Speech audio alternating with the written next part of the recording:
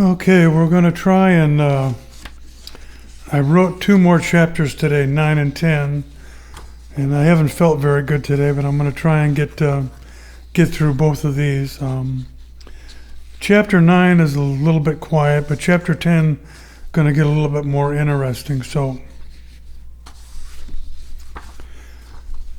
the boys had been so tired from their previous week that both Timmy and Ben's moms had to wake them up on Sunday morning.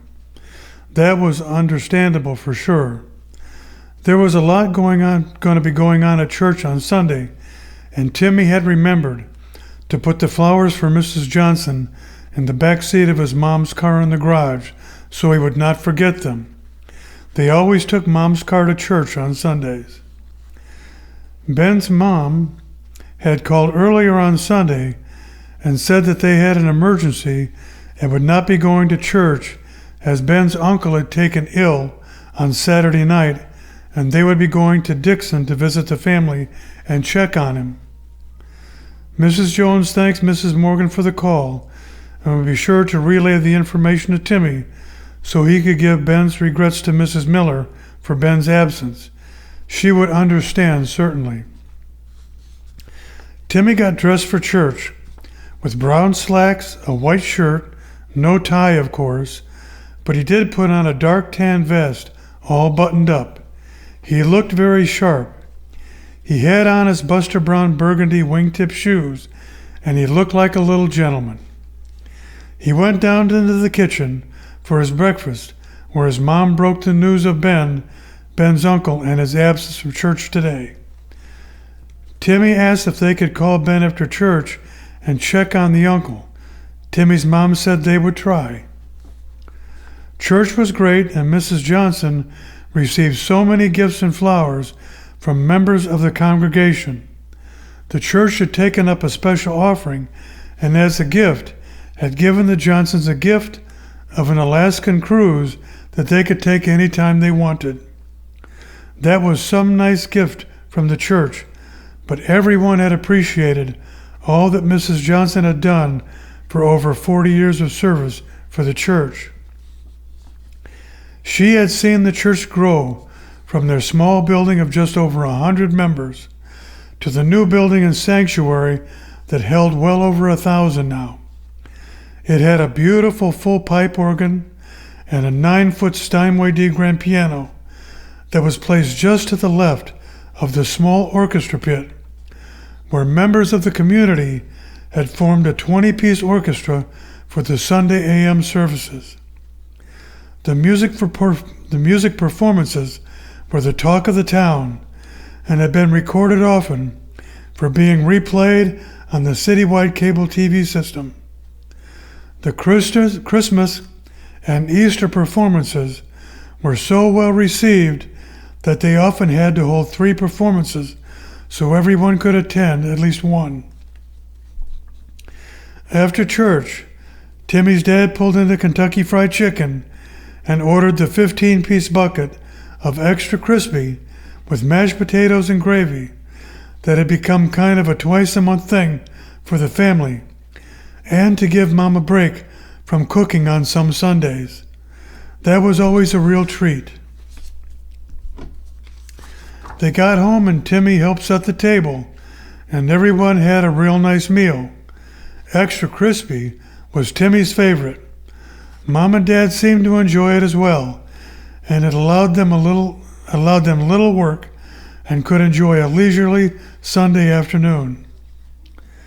Timmy's mom got the number of the hospital in Dixon and made the call, and the lady at the front desk transferred her to room 217, where Ben's uncle had been put in. She put Timmy on the phone, and he waited for someone to answer. It was Ben's dad. "Hi, Mr. Morgan," said Timmy. "How is your brother doing?" he asked. "Hey," Timmy replied, "Mr. Morgan. Nice of you to call," he added. "He is doing very well. He had just had a little spell with his blood pressure dropping very low. He had been working very hard in the yard and was probably not drinking enough water, being so busy, and he just forgot to stay hydrated." Once they got some fluid in him, his BP came right back up. He's probably going to be going home tonight, the doctor thinks, he concluded. Well, that's good news, said Timmy. Could I talk to Ben, he asked. Sure, hold on. Hey, Timmy, said Ben. Sorry about your uncle, but I'm glad he's going to be okay, added Timmy. Me too, said Ben. Had us all scared for a while, not knowing all the details and all. But he is talking and he says he feels fine now, replied Ben. We'll probably be getting home late, so I'll see you tomorrow, okay? Said Ben. That's fine, said Timmy. We are all just going to relax today anyway, and I may watch some of the Cub game on WGN, at least for a while. Okay, said Ben. I'll see you tomorrow. Bye. With that, the boys hung up and just had a much better Sunday afternoon than what it could have been. On the way home, Mr. Morgan stopped at the Dairy Queen and got everyone something they liked to help them enjoy the ride home. It was about an hour ride, and the ice cream would help. Ben's dad turned on the radio and was listening to the White Sox game. The White Sox seemed to have better teams than the Cubs, and Timmy had to endure some grief over that on occasion. Timmy didn't mind the ribbing he had to take from Sox and Cardinal fans from his friends at school. It was just part of being a Cub fan. Chapter 10.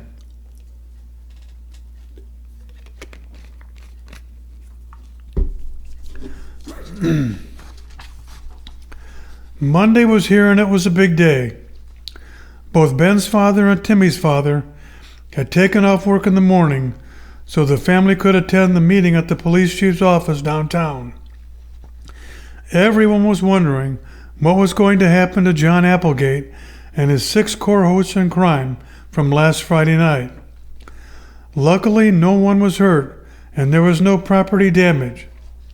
The only one out some money was John Applegate for the rental of the vans, the stick-on signage for the fake exterminating company, the generator, and the lights he had to rent. That was going to be solely on him. The chief had talked to the DA at 8 a.m. and filled him in on all that had happened, as well as talking to the mayor, who had set up a special city council meeting for that night at 6 p.m. There was a lot of money to be talked about for sure. The chief had the DA in his office when the families would show up at 9 a.m., and they were all ushered into a large conference room, so there was plenty of room. The press was being held out for the time being. Chief Bond spoke first. I first of all want to thank you, our 2 junior deputies, for all their help and surveillance last Thursday and Friday nights for being on this case. Without their help and diligence, we would not be here today, nor would we have found out about the $750,000 hidden in the old Applegate house. As everyone knows, it was assumed that was an old wives' tale that any money was left in the house. It certainly was not just some rumor. We also did not know that there were any family members still around or alive at the time.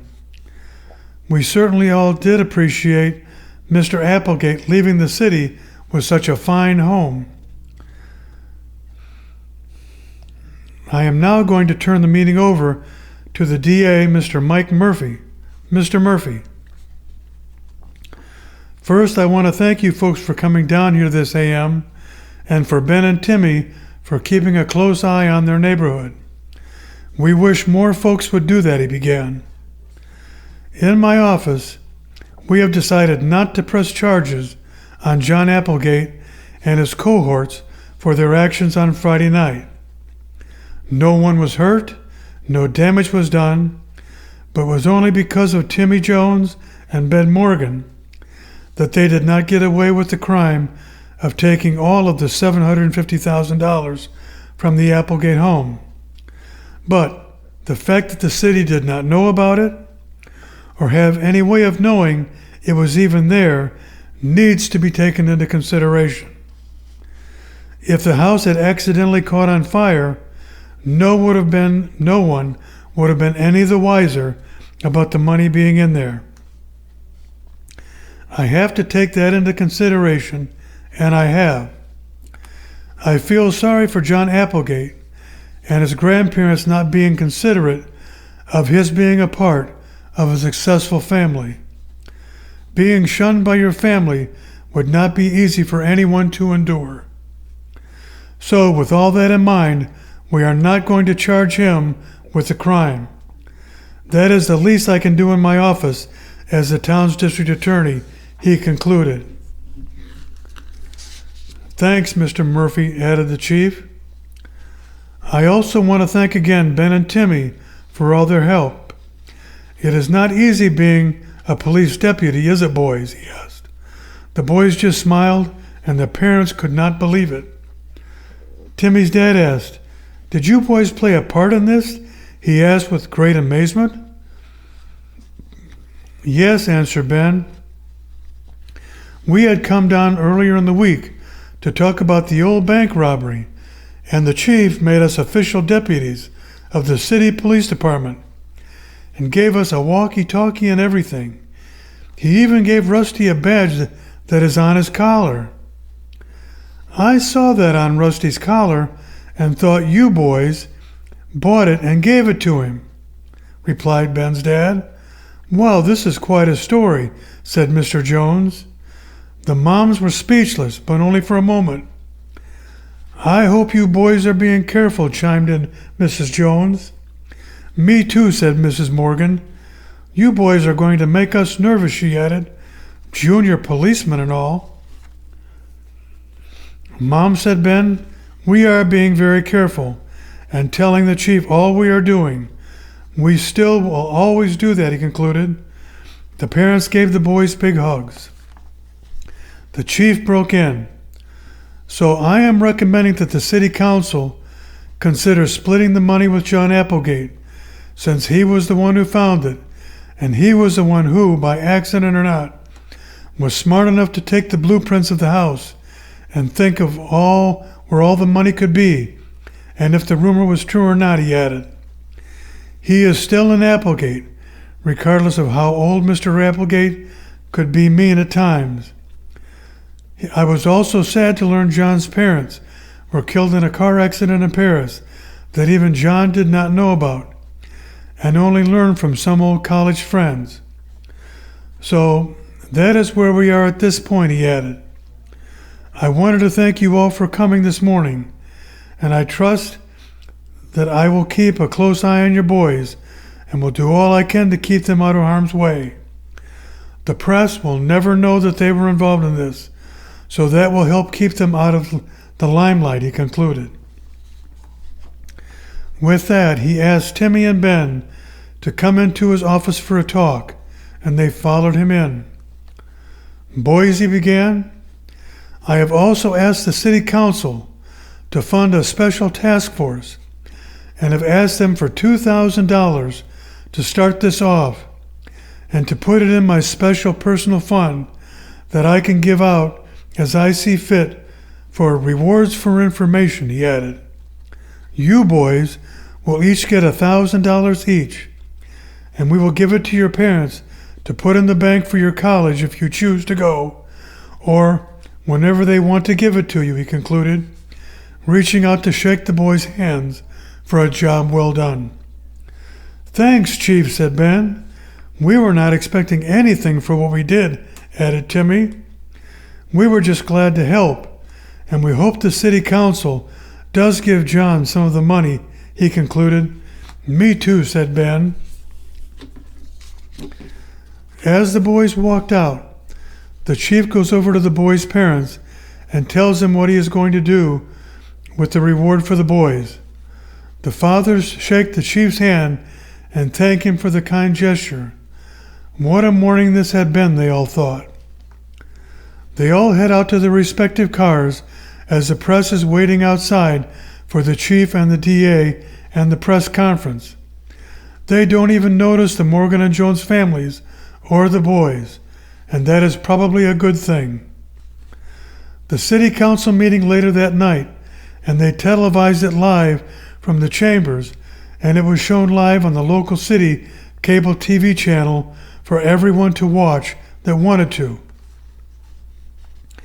It was somewhat contentious in that some of the members of the council wanted to keep all the money in the city coffers, but others disagreed and said that they had received a nice gift of the Applegate house that was valued at well over $1 million, and if the city was worried about money lost from property taxes, they could have worked harder to sell it then. Now, with it opened up for paid tours, the city would be getting some revenue from that, and even part of this $750,000 it would help for them to promote the city and the house. It was also mentioned that the Wilcox factory and land was also given to the city, and they could work harder to bring in some new industry and offer that property at a good price and be able to offer new jobs in the community possibly.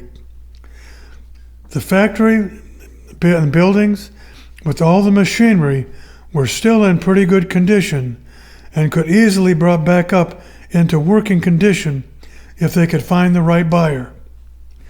Then the city would have a new advantage of a new tax revenue to count on.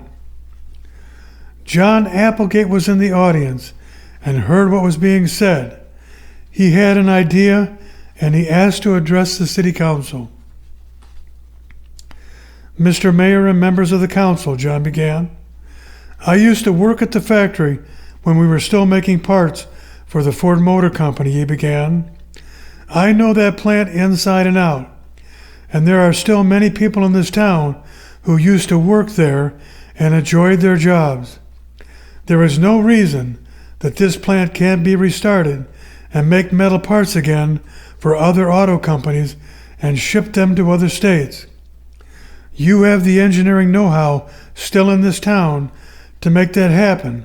All you need is for someone to go out and seek that business and find a company who might like to even take over this plant and restart it." He went on, "I would be willing to take on such a venture for no pay for 1 year and work to find someone to buy the old plant and work to get it restarted for the betterment of the town and the old workforce. It is the least I can do for the kindness you are considering me, and I feel strongly that I can do that within a year's time. I would only ask that the town pay for any travel expenses that I might incur trying to sell the existing auto industry on this idea and buy the plant," he concluded. The mayor asked for a short recess and for the council to go into a side room and have a closed-door session. The motion was made and seconded, and they went into executive session in the side meeting room. The meeting took all of 15 minutes, and it was unanimous that the city council accept John Applegate's offer and agreed to split the $750,000 evenly.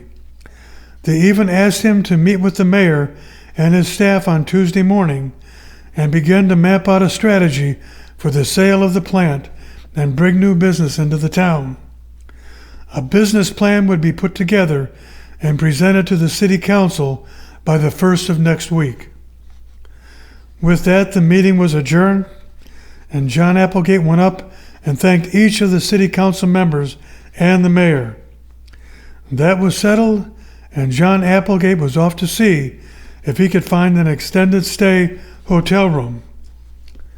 The owner of the Mason Hotel, the oldest hotel motel in town, was in the crowd and met John Applegate right before he left and offered John one of his nicest suites at his downtown hotel at a very reduced rate, and the deal was done. It was amazing how something so good was coming out of something that could have been very bad.